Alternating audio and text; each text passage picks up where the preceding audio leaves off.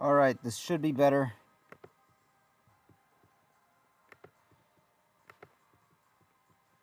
If this will work.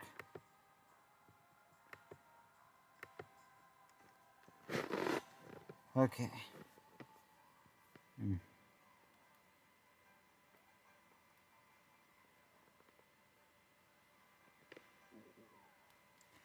Oh gosh, this is like a hell. I got an excellent connection now. That's good. I just for my video settings thinking this would help. Then the internet goes out right after, and I'm like, no! It's horrible. Bloody awful.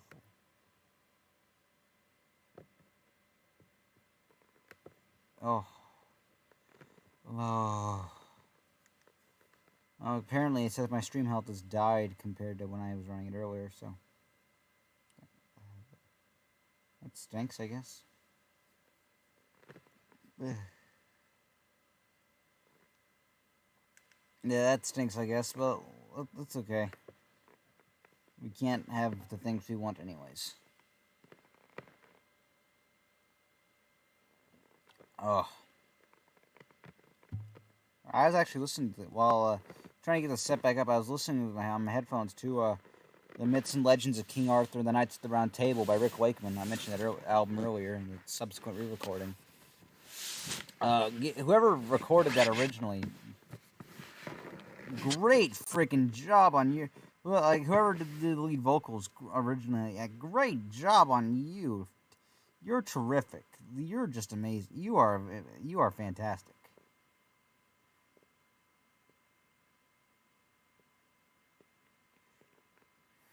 You just did a great job.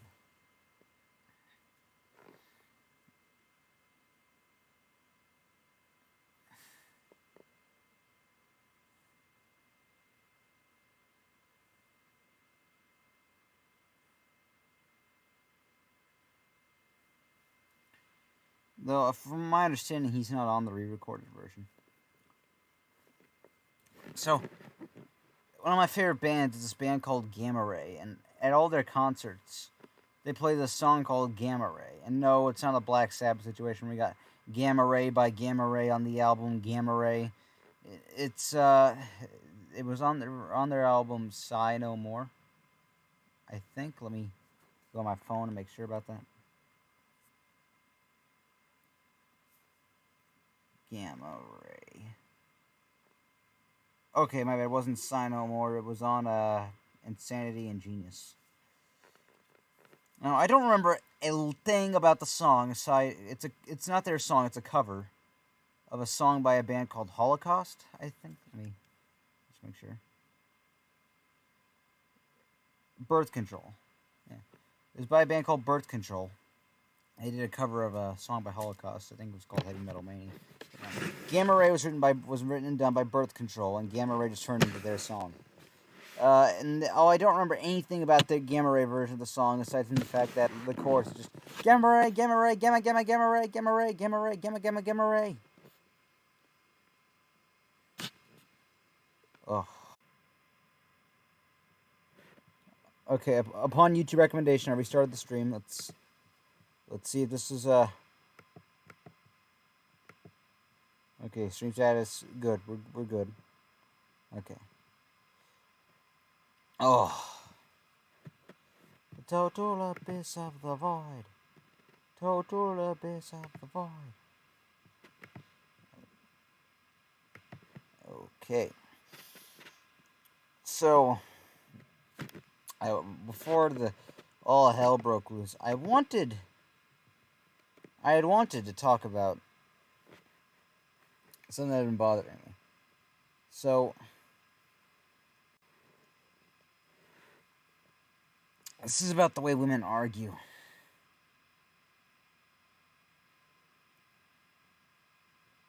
One time, I was talking to my mom. And she was telling me, my room, okay, granted, I'm going to admit this right now. She did have a point. I did need to clean my room. I do need to clean my room still. But she was talking to me. And she said, you need to clean your room. And I said, why? And she said, I don't want to live in a pigsty. And I said, you don't live in a pigsty.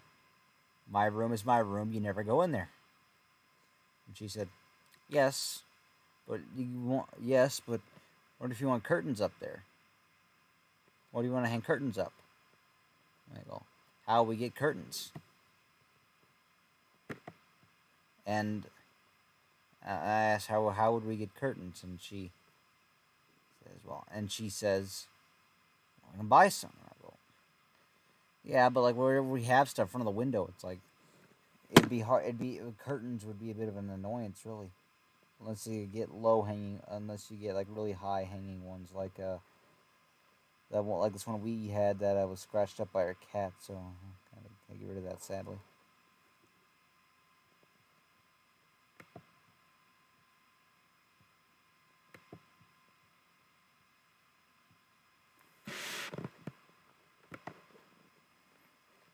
And so then she said, well, don't you want to hang your stuff up? I'm like, yeah, we have stuff. We have stuff that'd be nice to hang up, but we don't actively want to hang it up.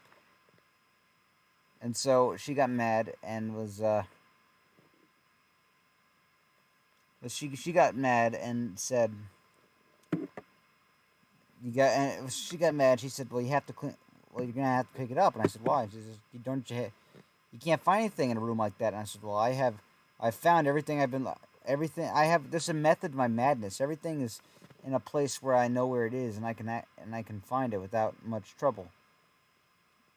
And you said, yeah, there's probably something you're missing that you don't even realize you lost.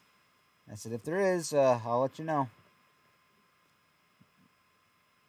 And she follows this up. This is gold, by the way.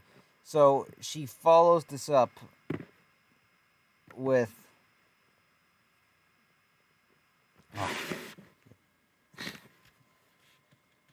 She follows up with, there definitely is. Well, you don't know that. You don't know that. And she says, you can't walk anywhere in your room. I go, well, I can walk in my room just fine. I can get to where I need to go in my room just fine. And she says, well. And she says, you're not having a room like that. And I said, why? She says, because I don't want it like that. And I said, well, why does it concern you? You're not the one living in the room. I mean no disrespect towards her. Though every time I do say something to her, she always means it as she always thinks I mean it as disrespectful. It's getting to the point where it's tiring having to explain myself. And so she said, well, I don't want it like that. And I said, well, you're not the one living in the room. She says, I paid for the house. I don't want you to take the room I paid for and make it a mess. And I go, okay, well, now that's a good reason. I said, there is no reason to incentivize cleaning it, aside from the fact that you want it clean. And then she just told me to clean my room, or else I'll have no freedom. Or else she'll give me no freedom. Oh, oui.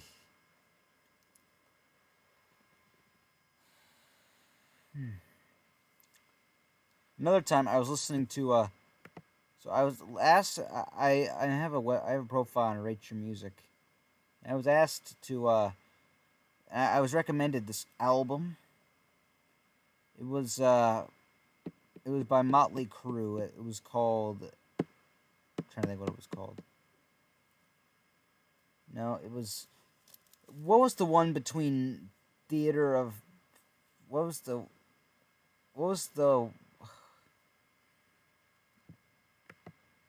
What? No, what was? Trying to think which album it was.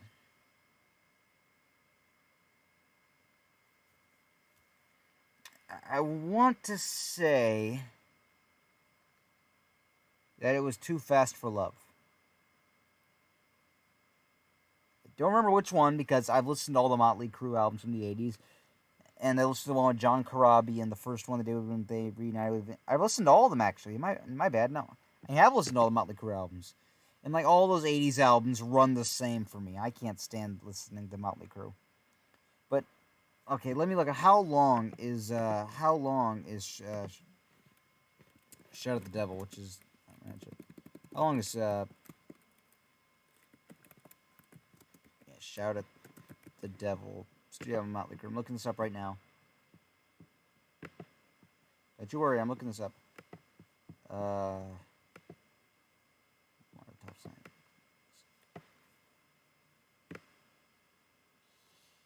34 minutes. Okay. I remember because I looked at the timestamp on my phone of like how long the album was, and by the time I had finished all my chores, by the time I finished all my chores, and Mom was lecturing me on why I was doing these chores and whatnot, and what was the importance of them. I didn't like I didn't like the album. I just finished it, and I just finished taking out the trash, and I'm putting a new bag in the trash can, and I go, well, I talk to myself a lot. I say whatever I think out loud. And so I just go, well, that's 34 minutes of my life I'll never get back. In reference to the runtime at Shout at the Devil. I didn't like Shout at the Devil. And so I go, that's 34 minutes of my life I'll never get back. But that was how also I started the album. I started my working on the chores. So by the time I was done, 34 minutes had passed. And then Mom goes, do you need me to give you more chores to do to teach you a lesson? And I go, what? You don't just say something like that after I lecture you on the importance. I wasn't talking to you or your chores. I was referring to the length of this album. It was horrible. And then my mom just let out one of the longest exhales I've ever heard. It was an oral exhale too, not a nasal exhale, an oral exhale. It was a you had to try. You had to have like lungs. She's asthmatic. She's an asthmatic too. So she has. That must have been hard on her lungs to oral exhale like that. That's. I can't say anything around her interpreting as disrespectful or weird. I can't say anything out of think of being off put or not thinking I'm serious. I'm being flippant. I'm not being flippant. It's just who I am. Just goes to show how little people around me know about me. I'm a man of shadows. I'm a shadow man. I just realized a little channel watermark I have here. It's from a poster for a movie I was planning for a Luke Skywalker's Adventures in Earth movie I was planning on making. It never ended up happening.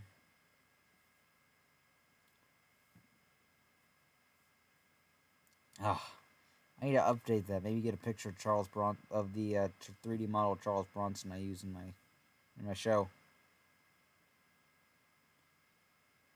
I think I mentioned this in the last stream, but Three of a Perfect Pair. The name came to me because I couldn't think of a name for the sitcom, and I was listening to King Crimson at the time, and just thought, yeah, it's good enough. But that's why every time you go and you watch the show Three of a Perfect Pair, that's why every time you watch it, there's King Crimson stuff in the video and like the next feed. Like there's a bunch of like in the, you know how it shows the videos on the side of it on the computer and underneath on your TV and console apps for YouTube of like videos recommended based on what you're watching now. And that's why a bunch of King Crimson stuff shows up. I didn't tag it. I probably should. And so because I never tagged it, it just assumes, judging by the title, that it's King Crimson related, and therefore will show you a bunch of King Crimson related stuff, preferably stuff from their 80s quartet lineup.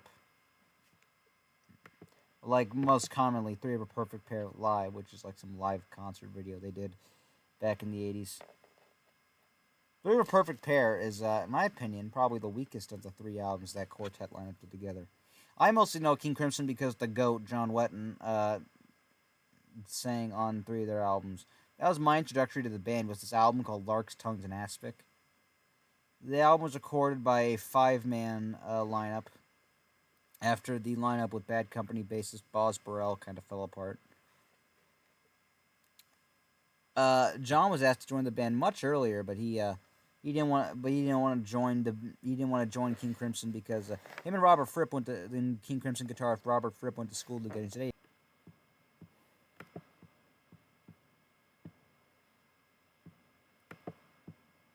yeah, John Wetton said, I don't want to be in the band just because you want a like-minded person.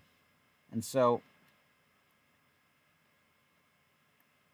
And he said, "I don't want to be in the band just because you want a like-minded person." And so now with all the people out of the band, and I knew him wanting to put together their new lineup, I was like, "Yeah, sure, I'll join." This lineup was John Wetton on bass and vocals. Trying to think who else. And Robert Fripp on guitar, obviously. One of my favorite drummers, Bill Bruford, was a lot of the King Crimson and Yes fans joke. Broof. That's the nickname they gave him, spelled with zeros instead of O's.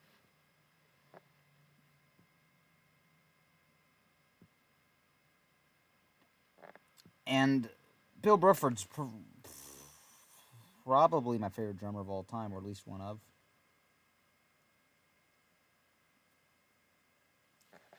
And then David Cross, not the comedian, the violinist on violin. And I'm trying to think else. Jamie Muir, the legendary avant-garde percussionist, who only did like barely anything and yet inspired everybody he ever met. I'm not even joking. He effed off to some monk temple place, and never returned. Actually, he did return years later. He just retired from music completely. I'm serious. If you listen to it, it sounds like a toddler's doing the percussion. This guy would bang together just about anything, call it an instrument. Percussion. Really awesome. And Bill Bruford said Jamie Muir's when Jamie Muir left, he left, and without informing the band, he added Jamie Muir's drum stuff onto his drum kit. And he said Muir was like his biggest influence. They did an album without Muir as a quartet, though it's not the official quartet lineup. That would be their '80s lineup, and it was mostly live tracks with studio used to edit out any audience noise or onstage noise, and overdub vocal parts in, and overdub John Wetton's vocal parts. But this Lark's Tongues and Aspic album, I'd recommend it. It's got a lot of the percussion on there is very technical and interesting. The first two, the first track and the last track, Lark's Tongues and Aspic Part 1 and Lark's Tongues and Aspic Part 2 are instrumentals. Very great stuff. There's some great, all the songs there are fantastic. Uh-oh. Free buffer for a bit, that's not good. Oh. Yeah, I'm showing my true colors. This is bad. I called myself a metalhead earlier, and an AOR fanatic, but now I'm showing myself as a prog fanatic. How horrible!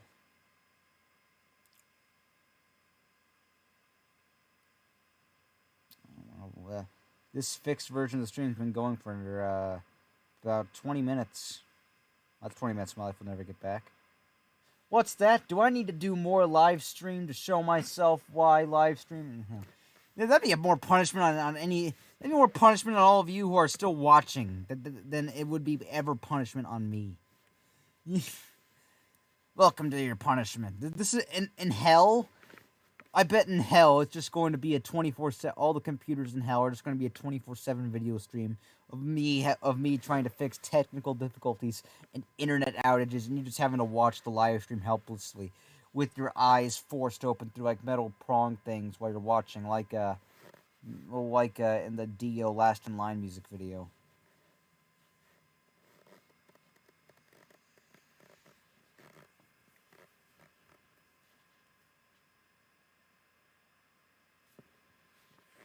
Oh, I always like to make fun of the Japanese people. Some of my best friends are Japanese, so let's not assume anything about me here. But I like it. But what I mean is, I like to make fun of their music.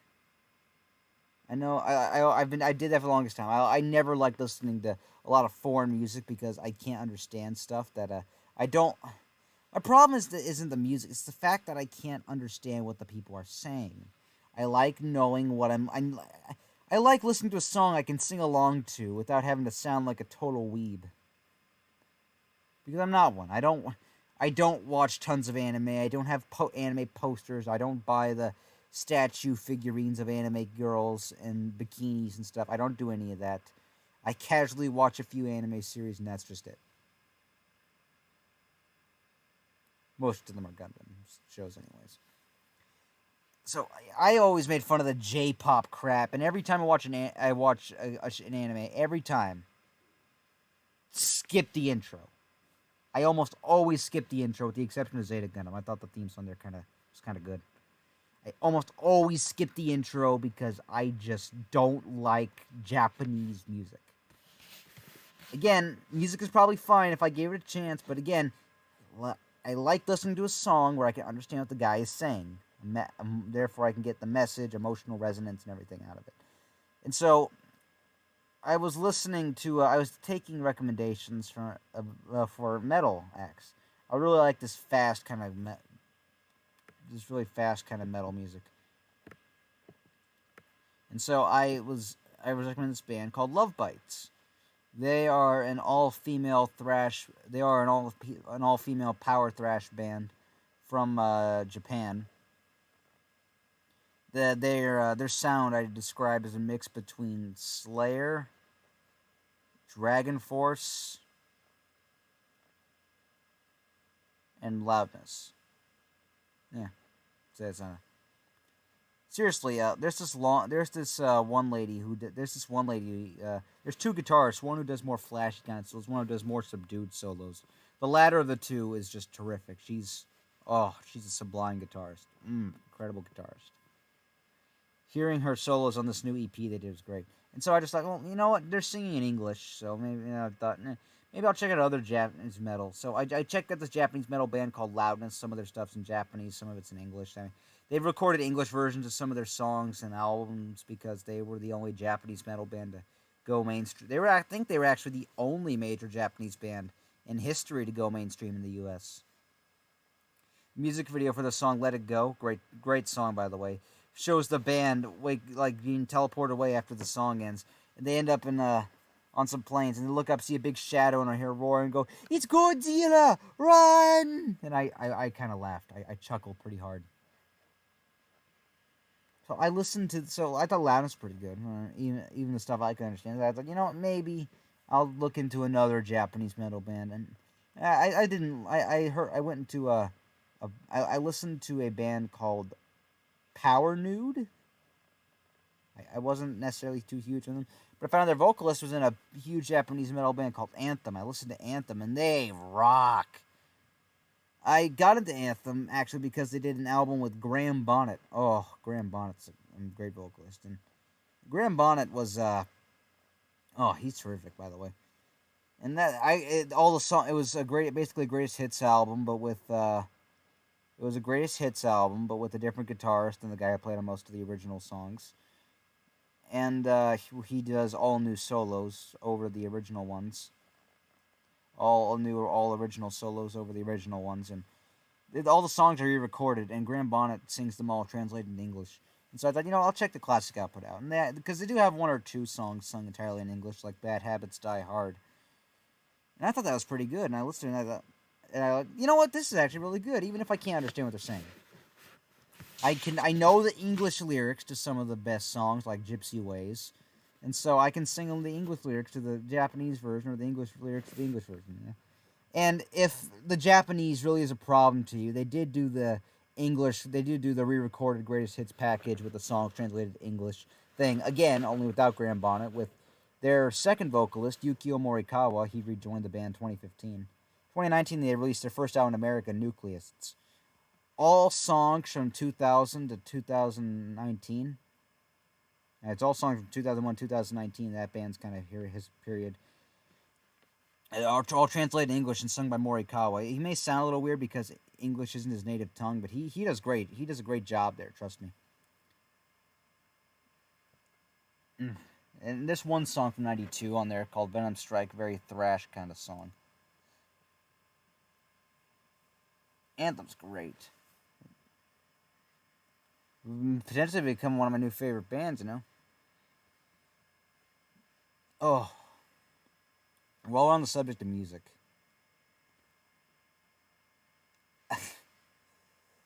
I don't think I have any rhythm at all. I want to play the drums. All my favorite musicians except for Chris Impellitteri and Chris Squire are drummers. Bill Bruford's a drummer. Cozy Powell's a drummer. Clive Burr's a drummer. So many of my favorite guys in music are drummers. And yet I'll probably never be a drummer because I got no rhythm. What's the Phineas and Ferb guy's song? Like the Ain't Got Rhythm song? That's me. I ain't got rhythm.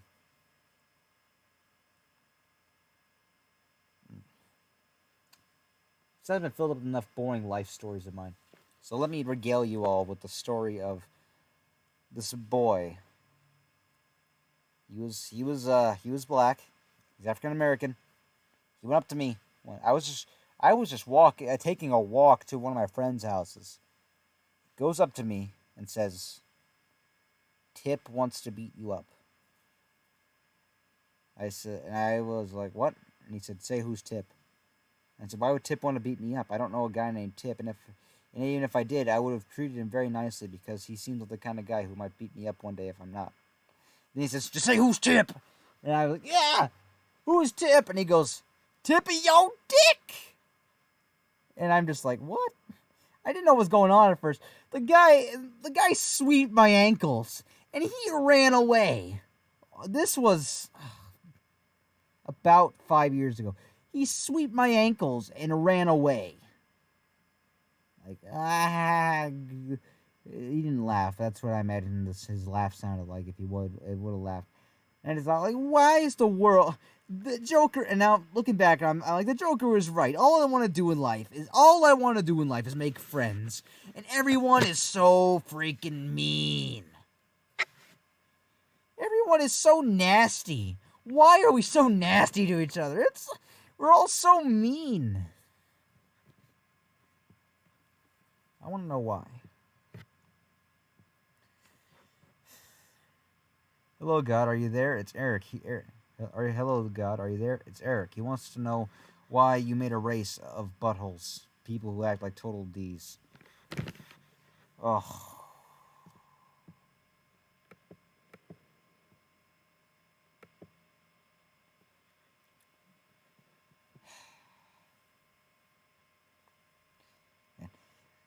I mean, I am cool, okay? I want to get out of the way first. I'm kind of cool.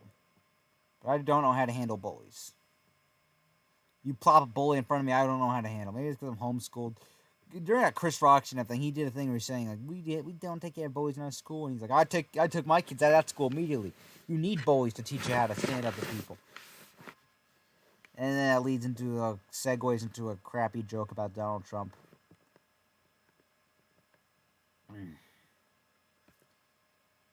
You know, maybe that's it. Maybe I just never dealt with bullies in school beyond the first grade. Like, maybe if I got bullied, maybe if my chronic bullying happened enough, then maybe I would eventually had to go like, "Okay, butthole, let's square down," and I'd throw my hands up, start a fight, and get my butt kicked. I mean, that's probably realistic what would have happened. I mean, it would have been a Morgan Freeman Shawshank Redemption style. "I wish I could have told you. Got no more cheese dip. Survived the fight, but he didn't. Sometimes he won. Sometimes he didn't. I wish I could tell you put up a good fight, but he never did." That'd be oh gosh. I was always a bit of a tattletale, I'm gonna be honest. First grade really made me realize that. This kid's like, "Hey, spider fart," and I'm like, "Oh, I'm not a fart," and I run to the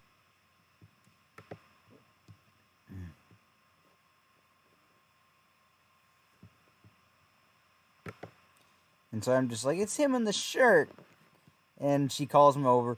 He gets in trouble, and I'm like, "Yeah, take that! Never call me a spider fart again."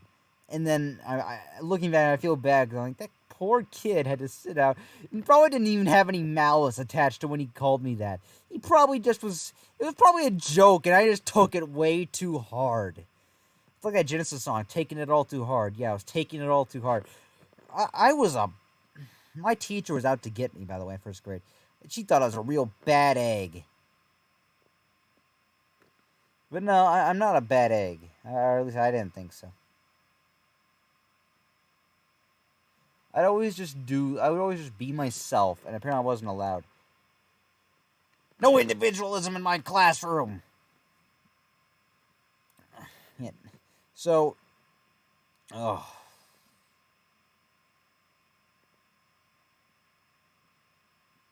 it was just awful. And then I uh, I get in trouble. I'd have to walk. Usually, I was a 15-minute walker.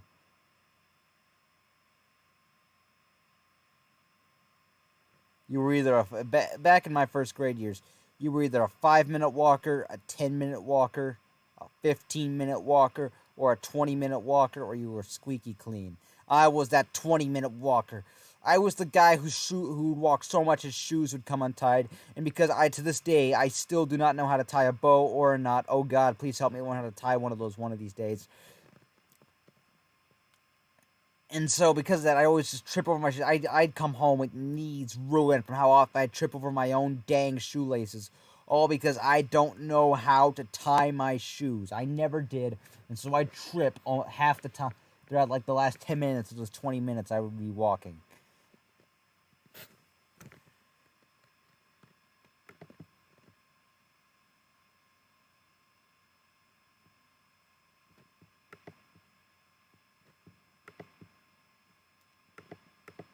With how often I would commonly get in trouble and have to walk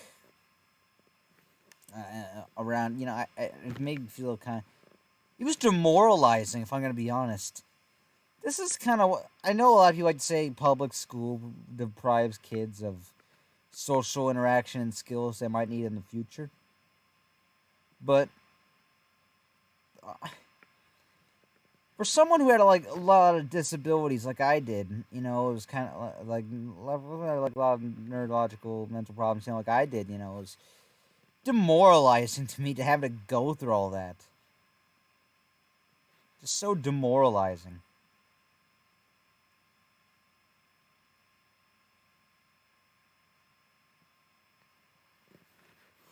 To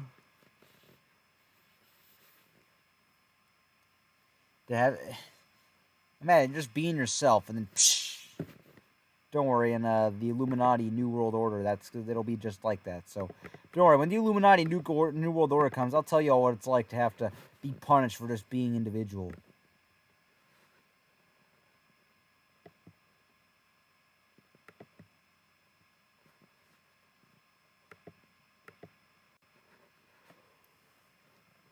Oh.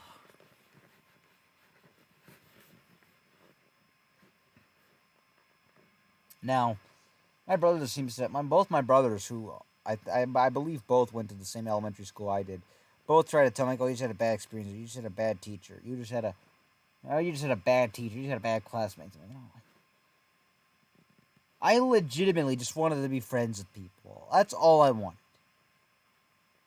Let me tell you the three people who were at my table. My table was 4 desks crammed together. Let me tell you who all was at it. There was me,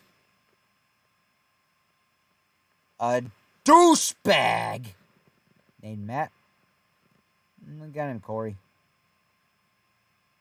and the guy named Corey, and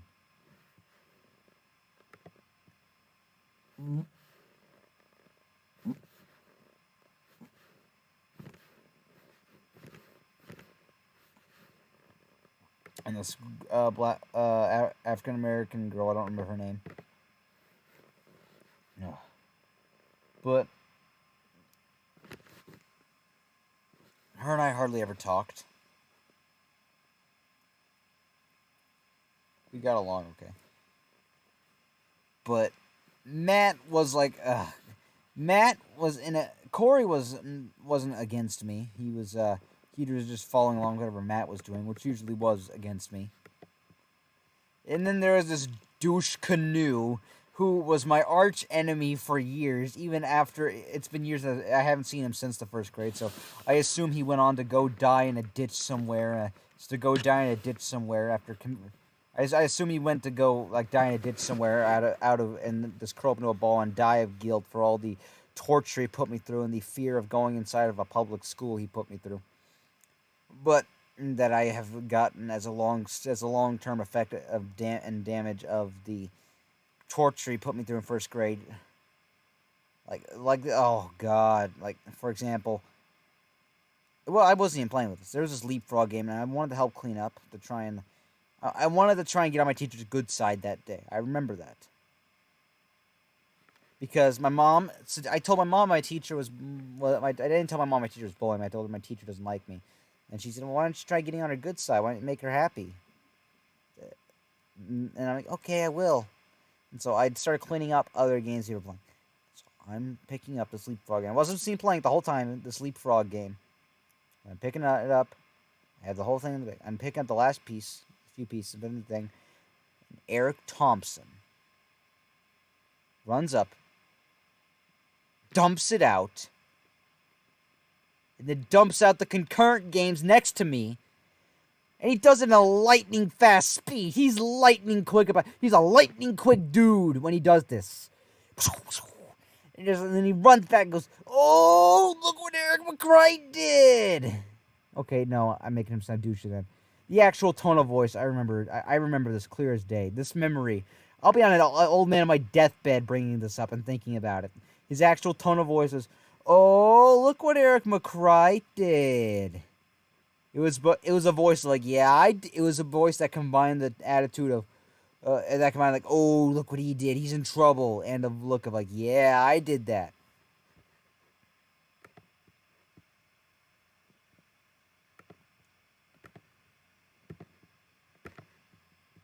That whole just kind of thing really messed me up that day for the rest of that day. This girl in my class, she was, I don't know if I necessarily say what she was doing was bullying. I don't know if she was my friend. I don't really know if she was my friend or not. Her name was August. This other boy in my class named Tommy or something like that. I don't remember his name. Not important enough for me to remember. She's friends, and then this boy named Connor. It was in another class. So maybe they knew each other from before the school year started. They'd always run away from me in PE. I didn't know why. I never knew why they'd run away from me, but in PE, when we just have like this free running around and stuff, in PE, I never knew what they were doing. I never knew why they'd run away from me. They'd just run away from me inexplicably. And they'd make a game out of running away from me. Now, I know what you're thinking. You're probably thinking, just don't chase them, and then it wouldn't have happened. Well, 6-year-old me, again, I'm 6. I was a year younger than most of the students in the class, except for those who also had summer birthdays. My 6-year-old brain couldn't process the fact that, couldn't think that. He just thought, okay, they're running from me. I better go catch them. That was just 6-year-old me's instinct. It was instinctual for me to just run after them and try to catch them. Instinctual. I ran after him. And this Connor, yeah, I swear it's his name. His name was either Connor or Cotter. I don't remember. I want to say it was Connor. He's in the other first grade class at school. Now, Connor and I became kind of friends. So we talk a little bit. We had nothing in common. But we talk a little bit. But he'd kiss me.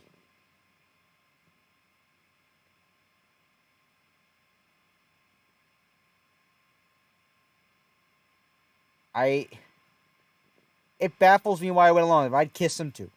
Whenever he'd go and kiss me, I'd do it too. On the lips, on the cheek. And he was slobbery with it too. He was the scariest kisser I've ever seen. Like, mwah, mwah, mwah, mwah. That's how he kissed. He would kiss me on the lips, on the cheek, on the chin, on the forehead. I didn't know what was, I was too weirded out and confused by what was going on to even consider that this might be weird. Hey, check this out. And then one day, we were waiting in line. He was next to me in line by the door. He kissed me, and I'm like, "Hey guys, check this out." Like, mwah, mwah, mwah, and he kissed me on the cheek. Like, ew, that's gross, Eric. And I'm like, no, it's not. We're just friends. And now I just looking back, and I'm like, no, that's weird. That was weird. That was one hella weird moment. First grade was scary for me. And everyone in my family wonders why I'm so traumatized by the first grade. That place was what's that Spinal Tap song? Hellhole, yeah. I was in a hellhole.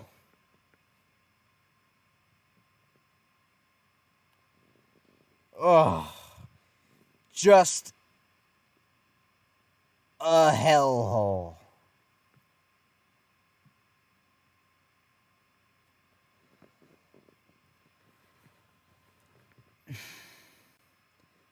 And my teacher, it gets worse. My teacher, she did bully me.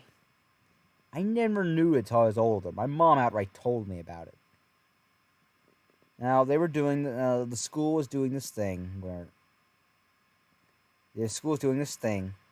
I don't remember why, but it was this thing where they were supposed to write on the performance and behavior of each student, and then they concurrently change the assign therapy and everything like that. Like school therapy and guidance counseling, everything like yada yada, based on the results. Okay. Now, school has a rule where when something is obviously biased, they can't use it. We won't take it into account because it is biased and inaccurate. And the school felt the need. It was so bad. Well, when my teacher Lindsay submitted her stuff, everyone's was fine except mine, apparently. It was so bad that the school called my mom and told her about it.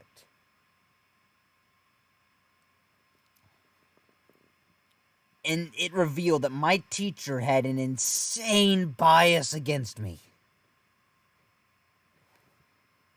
Now, life's been an uphill slope for me since I was a kid. I was a toddler. Life's been an uphill slope. Since I was fighting to survive in a bilirubin blanket, that life's been an uphill slope for me. But this was just like the peak of that slope. It never got steeper than that. That's just the moment. My teacher had a thing against me. And I don't know if you're a lot of you. Well, I'm saying a lot of you, like a lot of people are watching this when in reality no one is. I probably have oh, my teacher never did that to me, or maybe some of you are like, yeah, my teacher did do that, did do something similar. My teacher was an asshole. Yeah, teachers can be assholes sometimes, but I'm gonna start saying that with Z's now. Teachers can be jerks sometimes. We all know that. We all know they can be jerks, but they're a necessary evil. I just feel like the public school system is so. Homeschool system. You're right. The homeschool system was part of the reason I remain, as of now, a friendless loser. I'm just kidding. If any of my actual friends are watching this right now, I hope, please know this means I haven't forgotten about you. So,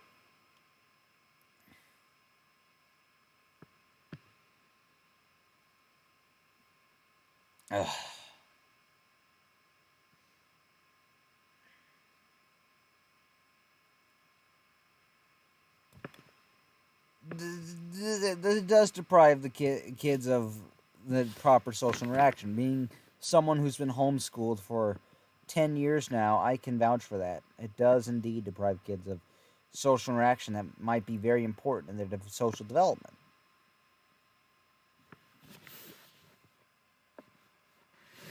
But on the other hand, the public school system is so flawed and ruined. It's just we need something better.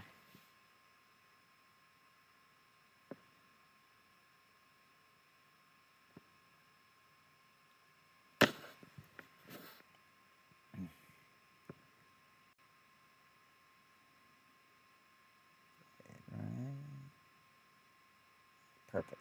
Okay. So,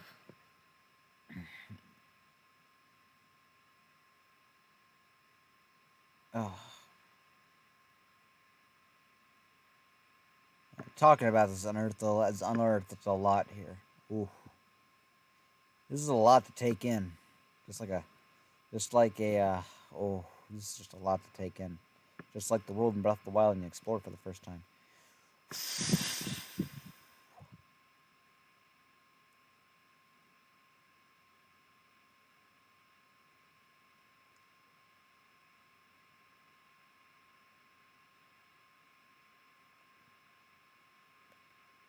But this has got me thinking.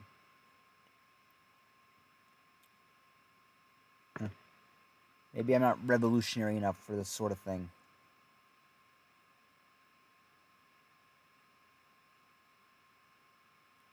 But I want. I have some friends of the internet. It's like, oh, they're real friends. You don't know. You don't really trust them. They're not real friends. You're only know the internet. You haven't met them in real life. Yeah. But say what you will. But I kind of want to create a bit of not a safe space. It's horrible. But like if I own a website. I own a website domain name.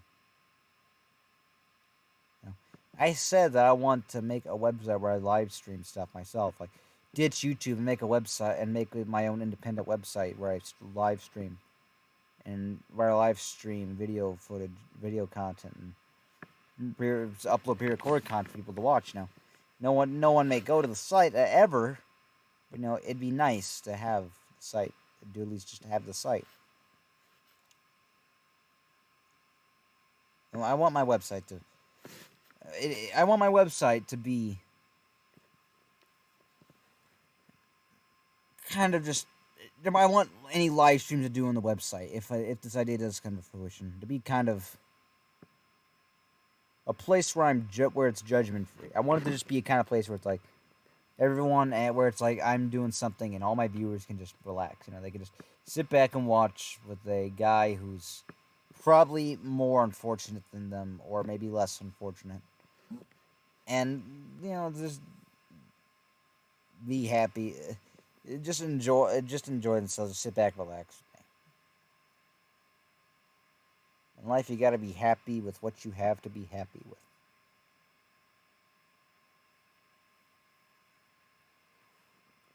Oh God, I want to go to bed soon. What time is it? 6.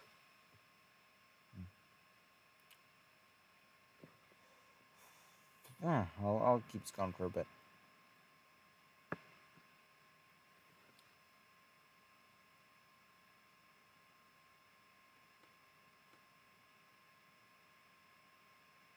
You know what? This is just dead silence. So I don't. If I'm out of stuff to say, then I kind of think this is time to end this. I'm going to cut this short now. I hope you enjoyed this. If you watched this at all, and if you didn't watch this, well, I don't care. Goodbye.